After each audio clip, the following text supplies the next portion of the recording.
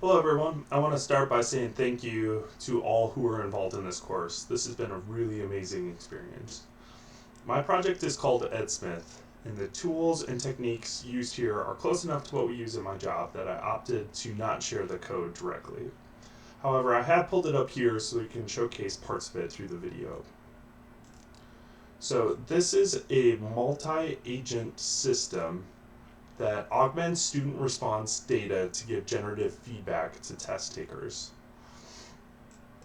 The system is designed to incorporate the generative feedback as fine-tuned reasoning to create a model that both grades student responses and provides personalized feedback to the student.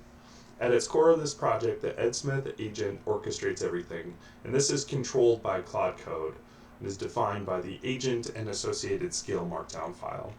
There are two MCP servers. The first one is for EdSmith itself, and the second is for Google Colab to allow agentic access to autonomously test out variations in model fine-tuning. The augmented data is produced by an agent called the examiner, and this is configured to run via OpenRouter and has a number of tools at its disposal. The tools it has are dictated by a third agent called the chief examiner, which analyzes results of fine-tuning and has the ability to update how the generative feedback is created. The goal is to optimize the performance of the fine-tuned models. So this system is kicked off by initializing a session config, and this indicates what models to use, the types of information to incorporate, the specificity of the feedback that's generated, which components to use. This data set that I'm using has coherence, grammar, lexical grading, and then an overall task response component as well. There's also information about sampling the data. So this initial data set is quite large. It's like 10,000 responses. So running through the examiner phase can take quite a lot of time if we use the full data set. So here I landed on about 3,000, which takes about 2-3 hours to run through. And then, there is information around how to configure the examiner, which tools to use. So here we're letting it use these age of acquisition statistics, tools around measuring grammar, and then there's also additional tools available that aren't enabled, but on subsequent iterations would likely be enabled by that chief examiner. You can enable tool calling or just shut it off completely. And then for fine-tuning, we have the hyperparameters, which component you want to fine-tune a model for. You can choose all of them or one specific one. Here I just chose a specific one, in the interest of time. And then I'm choosing this unsloth variant of Qwen3 4 billion parameter thinking model. And that's kind of it in a nutshell. So I do have an iteration running here, but I'm just going to close this out. I'm going to exit Claude and I'll just do a new session. So the first thing we want to do is just tell it to init a session and run examiner pass. Alright, and so there is a local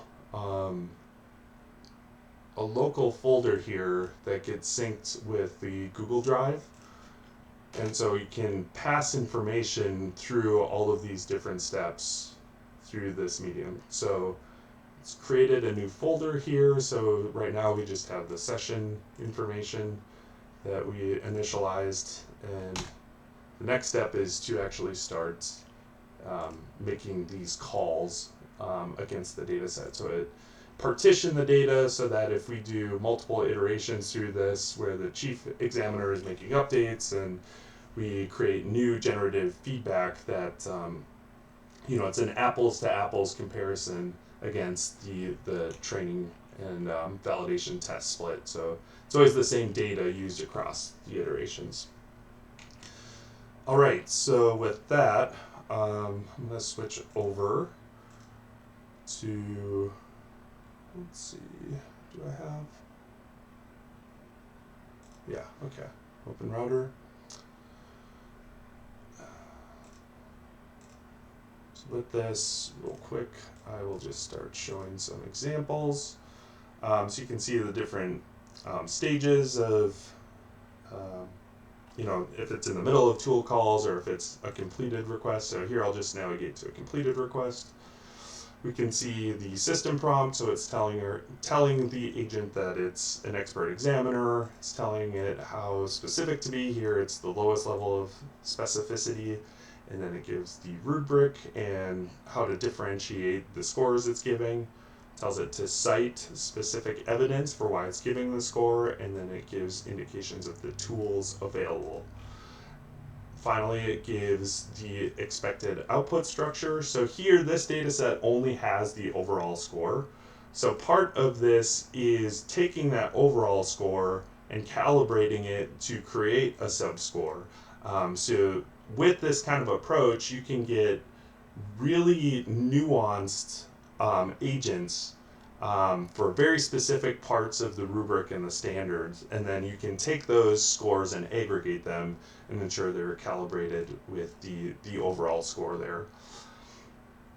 So the next part here is the actual user prompt, and so this gives the question the students asked as well as the essay that they wrote, and then again calibrating to the overall score here. So for this particular example, you can see that it made 2 tool calls. It sent the whole response through, it looks like. And let's see, so this one is for the age of acquisition. We can see the general age of the age the student would typically learn the words that are being written. And then there's some information about the distribution, the minimum age that a person would learn one of the words, and then like essentially the most sophisticated word they're using here would be typically learned at about 13 years old. Not every English word is in this age of acquisition data source, so some of them are missing. And then it gives a percentage of the words that are learned at typically around age 10 or older. And then for the grammar, it shows which words are detected to be misspelled. And so in this case, they're spelling favor in the British manner.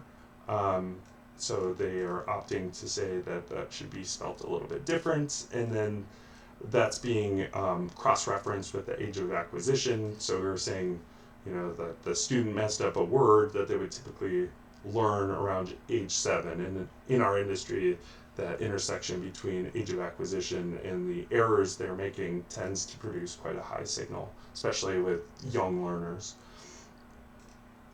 Okay, and then we can see the actual generative response. So we can see it's following the expected format, it's giving that score for the coherence, and then it's giving all the information that we would expect, and you can see it's incorporating that British version of the favor as a misspelling, and then it has some information about the age of acquisition stats as well.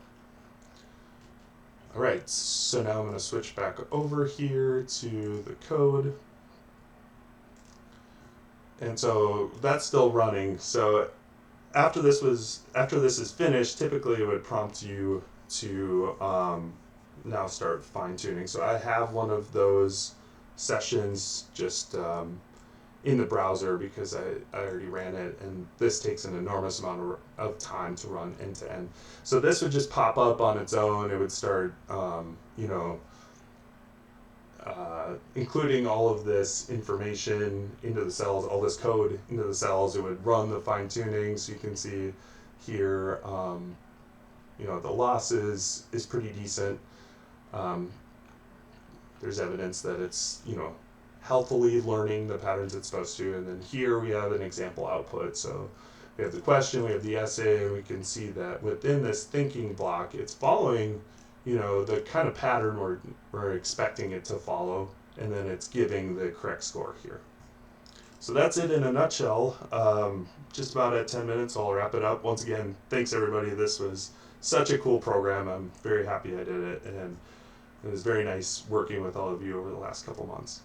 Take care.